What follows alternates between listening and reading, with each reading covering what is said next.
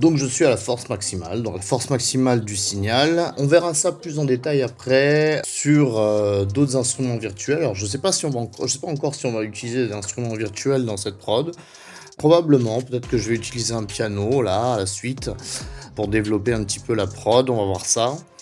Mais c'était la chose que je voulais vous montrer aussi parce que c'est quelque chose qu'on va utiliser souvent, les vélocités dans les prods. Il faut savoir ce que c'est pour pas avoir de difficultés après. Donc j'ai mes deux boucles, et mes deux boucles sont là. Donc j'ai ma prod, donc ma boucle originale, donc que je vais mettre ici par exemple en solo, qu'on va écouter en solo.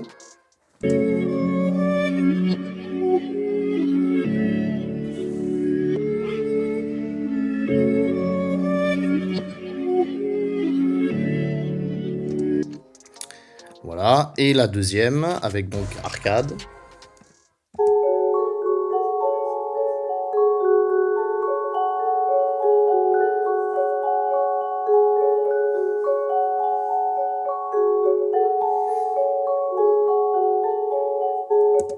Voilà, qui, comme vous l'avez entendu, revient donc après au départ et c'est plutôt une genre de...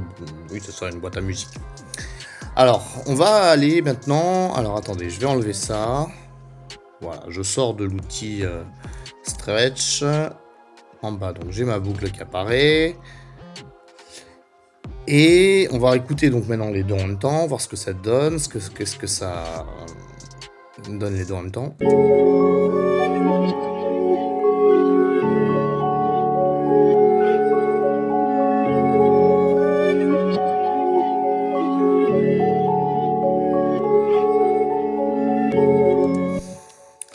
Voilà, moi j'aime bien, donc je pense qu'on va partir là-dessus. Alors ce que je vais faire, comme je vous l'ai dit, je vais faire un mini mix là de ces deux boucles pour faire en sorte qu'elles sonnent à peu près bien, qu'elles se complémentent bien l'une l'autre. On va voir s'il faut que je baisse l'une, s'il faut que j'augmente l'autre, on va voir ça tout de suite.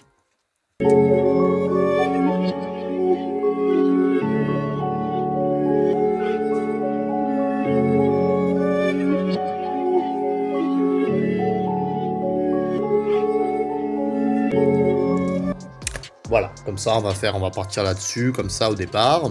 Donc comme je vous disais, je trouvais peut-être que je pourrais rajouter un piano. Donc on va essayer de rajouter un piano. Pour ce faire, je vais utiliser donc un instrument virtuel qui fait des sonorités de piano, comme son nom l'indique, et qui s'appelle Piano V2 de la suite Arturia, que je vous recommande aussi très fortement.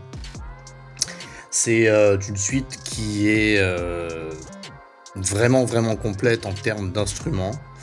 Il y a de tout, hein, des synthés, des vieux synthés, des synthés récents, des sonorités très acoustiques et des sonorités très complexes pour faire vraiment tous les genres de musique possibles et imaginables, mais c'est tout à fait adapté à la trap, à la drill, à tout ce qu'on veut. Mais là en l'occurrence je vais utiliser donc leur piano, hein, voilà, qui s'appelle donc Arturia Piano V. Je vais diminuer un peu voilà, la taille, parce qu'on peut le faire ici. La taille, donc resize, je vais mettre à 50%, histoire que ça prenne un petit peu moins de place. Donc ça, c'est ce qu'on appelle un instrument virtuel. Et vous voyez, quand j'appuie voilà, quand j'appuie sur les touches, ça fait normal des sons de piano. Voilà, donc mon piano, on a entendu à quoi il ressemble. Je vais augmenter tout de suite un petit peu le gain. Vous voyez ici, on ne voit pas trop bien, mais par défaut, les sonorités de ces synthés sont des fois un peu basses, donc je vais l'augmenter, je vais le mettre donc à 0 dB. 0 dB, ça veut pas dire qu'on n'entend pas de son, ça veut dire que c'est le volume maximal en fait. Tout ce qui est en dessous, tout ce qui est le volume maximal, c'est 0 avant d'arriver à saturation. Après, quand on descend, c'est des volumes inférieurs au volume maximal, et c'est souvent des valeurs négatives.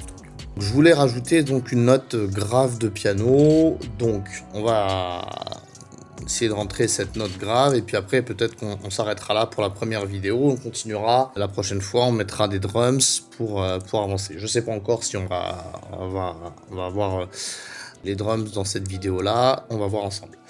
Mais en l'occurrence, donc là, mon morceau est en fa dièse mineur, je le sais, donc je vais aller sur mon piano externe, et je vais jouer une note plutôt grave, je pense. Donc là, c'est trop aigu, donc je descends. Et je vais encore descendre d'une octave. c'est intéressant.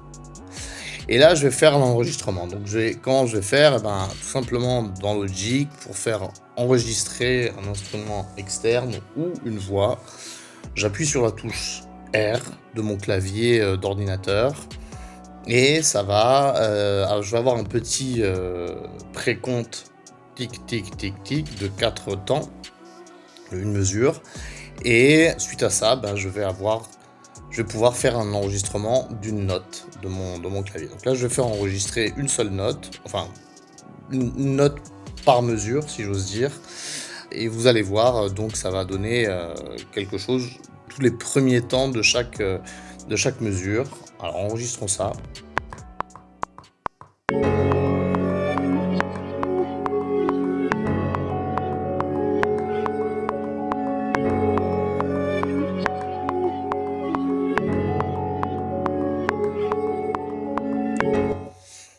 Voilà, donc j'ai enregistré, mais vous avez entendu, j'étais pas vraiment sur mes temps.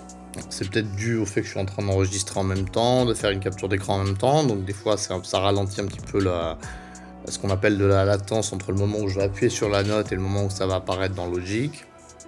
Donc c'est pas très grave, hein, puisqu'on est dans un logiciel, on peut toujours éditer derrière. Donc vous voyez ici, j'ai mes notes qui apparaissent, mes notes de piano qui apparaissent.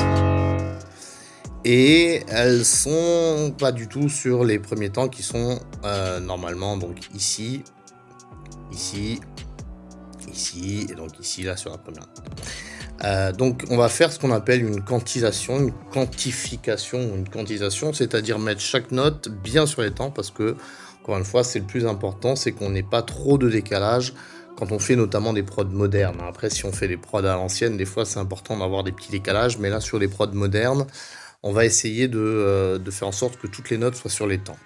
Donc, j'utilise une fonction dans Logic, je peux le faire de plusieurs manières, mais je vais le faire de la manière la plus simple. Ici, dans cette petite partie-là de Logic, je peux faire une quantification en fonction de différentes valeurs musicales, donc une ronde, une blanche, une noire, une croche, une double croche, une triple croche, une quadruple croche, et on a même plein d'autres manières de faire la quantisation. Donc là, en l'occurrence, vu que je suis sur tous les temps, j'ai utilisé la forme la plus simple, c'est-à-dire une noire. Voilà. Et là, maintenant, vous venez de voir que mes notes MIDI, mes notes de piano se sont mises automatiquement sur les temps. Donc maintenant, si on joue, on n'est plus décalé normalement.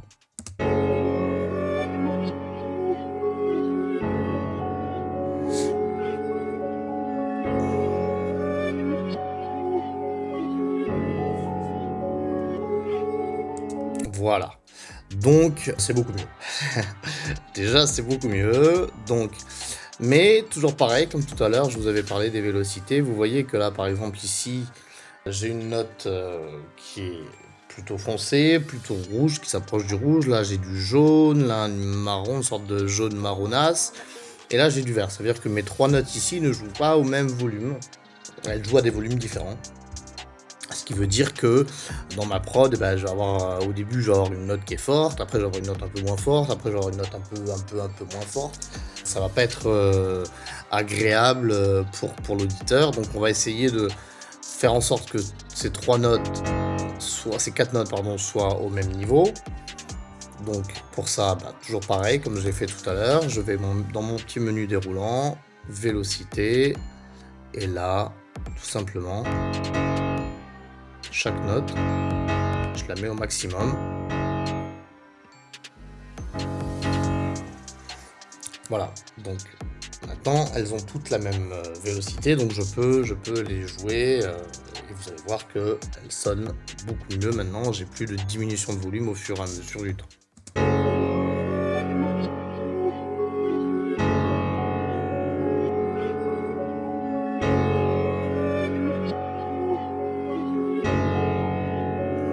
Alors, je pense que pour ceux qui auront un peu d'oreille musicale, et c'est ce qu'on va essayer de développer tous ensemble petit à petit, vous avez remarqué que ce piano, par moment, on a l'impression qu'il n'est pas vraiment cohérent avec la mélodie initiale.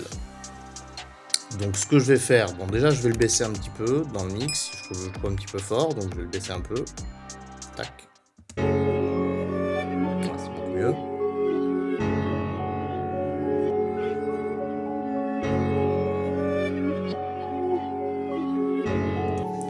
Donc, moi, j'aurais tendance à vouloir mettre, par exemple, cette deuxième note. Et réécoutons. Là, j'aurais tendance à vouloir la descendre. Je sais pas ce que vous en pensez, mais moi, j'aurais tendance à vouloir la descendre un peu plus bas.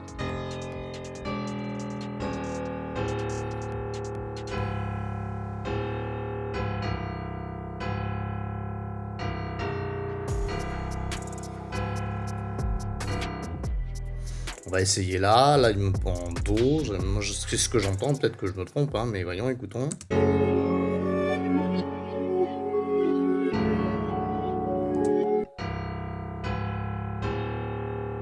Peut-être mieux là.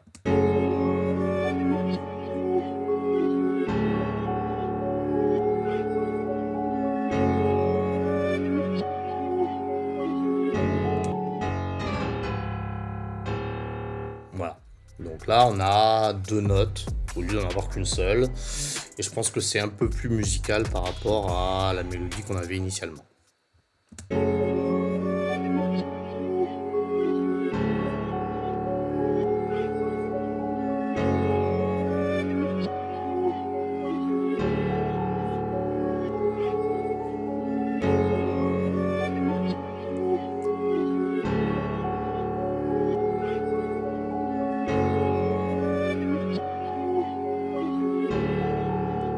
Voilà. Donc déjà, vous voyez que ça sonne déjà un peu plus tout ça cohérent, tout ensemble. Vous voyez qu'à chaque fois, je fais un petit mix de manière à ce que ce soit pas trop fort et que toutes les mélodies soient toutes à peu près au même niveau, enfin au niveau, à des bons niveaux les unes par rapport aux autres. Après, on ajuste tout ça au fur et à mesure de toute façon et à la fin, on fera un mix final. Mais pour le moment, on essaie de faire en sorte que ça... Et aussi que ça sature pas, donc que ça n'aille pas dans le rouge, que je vous expliquais tout à l'heure. Ok, donc moi, je suis assez content de ça. Réécoutons encore une fois.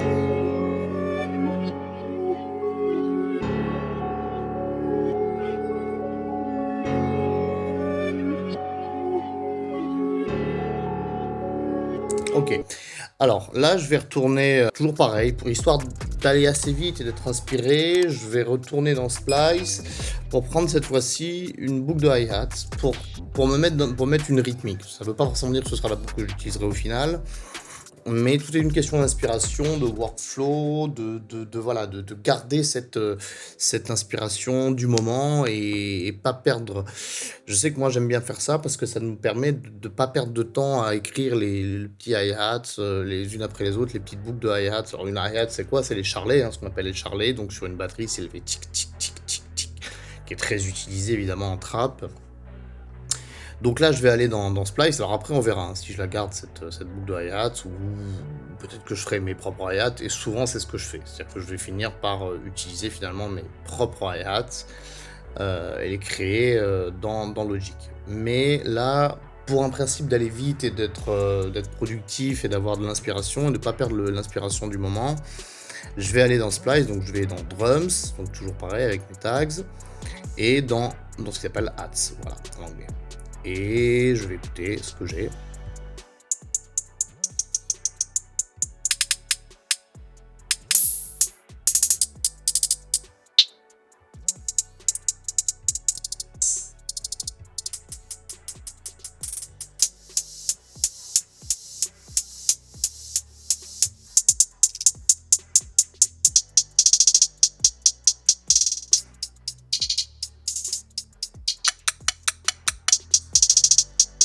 J'aime bien ça. A priori, je pense on peut peut-être utiliser ça.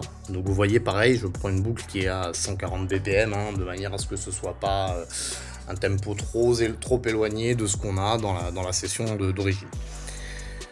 Donc ma boucle est importée dans Logic par cliquer-déposer, comme vous le savez maintenant. Donc elle est à 140 BPM, donc j'ai même pas besoin de toucher au flex.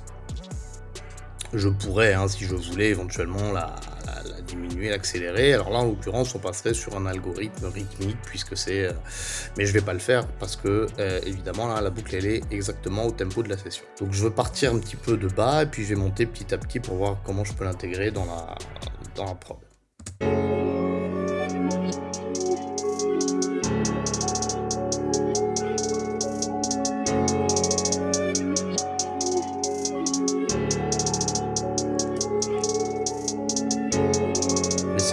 celle-là.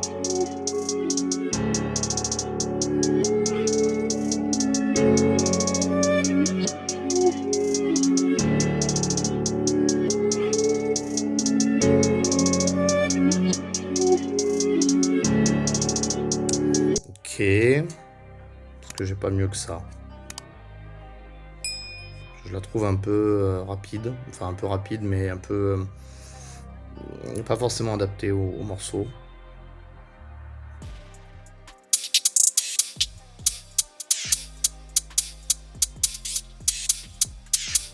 C'est plus des boucles drill, ça, on en verra après. On verra si on fait... Peut-être je partirai sur de la drill, on va voir, hein, mais...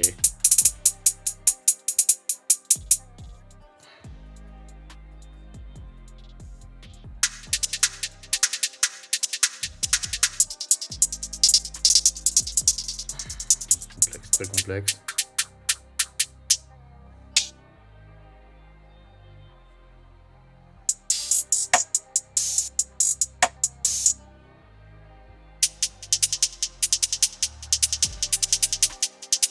J'aime bien aussi, je vais essayer ça.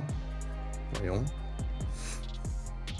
Je vais muter la précédente. Là, vous voyez, celle-là est à 150. Donc, bon, du coup, on va peut-être la flexer, la stretcher. Et là, j'utilise, vous voyez, l'algorithme rythmique, qui est beaucoup plus adapté quand c'est une boucle rythmique comme celle-là.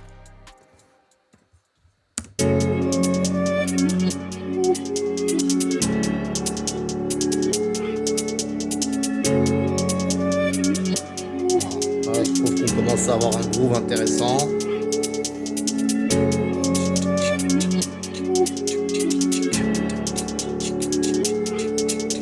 Là, ça semblerait à de la drill. Peut-être qu'on va partir sur de la drill, on va voir. On fait la prod ensemble, hein, vous avez vu.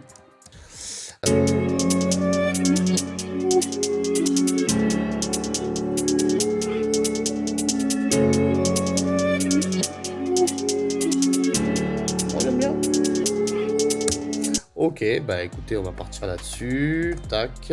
Alors là, je vais aller chercher mes propres instrus, mes propres samples. Je vous mettrai peut-être un lien dans la description pour que vous ayez aussi accès à ces samples. Ça, c'est des samples perso que j'ai fait au fur et à mesure de mes années, que j'ai créé moi-même. Enfin, en tout cas, certains que j'ai récupérés, que j'ai modifiés, etc. Enfin, au fur et à mesure, on perfectionne ses propres sons. Et là, en l'occurrence, je vais aller sur un de mes disques externes, dans mes banques de sons, dans mes favoris drum strap. Et je vais, pense, utiliser un snare un peu drill, parce qu'il semblerait qu'on parte sur de la drill, quoi. Hein. Alors, j'ai mes tonalités de snare. Les drums c'est moins important, on va dire. C'est important, je dis pas que c'est pas important, mais c'est peut-être un peu moins important. Pour une mélodie, c'est très important d'être dans la tonalité. Pour les drums, ce qui est très important, c'est la 808 et le kick, et ça on le verra après. Mais pour les autres instruments, c'est important. Si on peut être dans la tonalité, c'est bien. Sinon, en fonction des styles et des prods, des fois ça passe, même si on n'est pas exactement dans la tonalité du morceau. Mais on va écouter déjà ce qu'on a ici.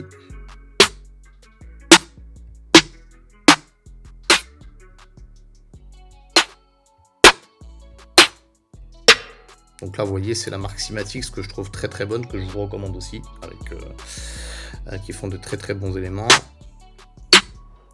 Et ça, cette partie-là, c'est... Voilà, ça c'est mes propres... certains de mes propres sons. Alors, je vais prendre ce snare, à mon avis, qui est pas mal, et je vais l'importer dans Logic. Alors, c'est vrai que ça, c'est particulier à Logic, et je vais le mettre dans ce qu'ils appellent un Quick Sampler, voilà. Ce qui veut dire qu'après, je peux jouer mon snare avec mon clavier. Alors, on pourra changer les octaves. Voilà, donc c'est pratique. Et du coup, je vais jouer donc ce snare. Enfin, là, en l'occurrence, je vais pas le jouer. Je vais l'écrire comme ce que j'avais fait tout à l'heure, sauf que je vais utiliser une autre outil de Logic qui s'appelle les régions de motifs. En gros, ça fonctionne un peu comme Fruity Loops. On a, comme vous le voyez ici, on a une grille ici où on a différentes cases. Donc différentes cases dans lesquelles on va pouvoir rentrer nos instruments et en l'occurrence là nos drums, selon ce qu'on appelle un séquenceur pas à pas. Voilà, donc c'est pour ça que pour ceux d'entre vous qui auraient, Fruity Loops et qui utiliseraient Fruity Loops, c'est une forme de création de drums qui peut vous être familière.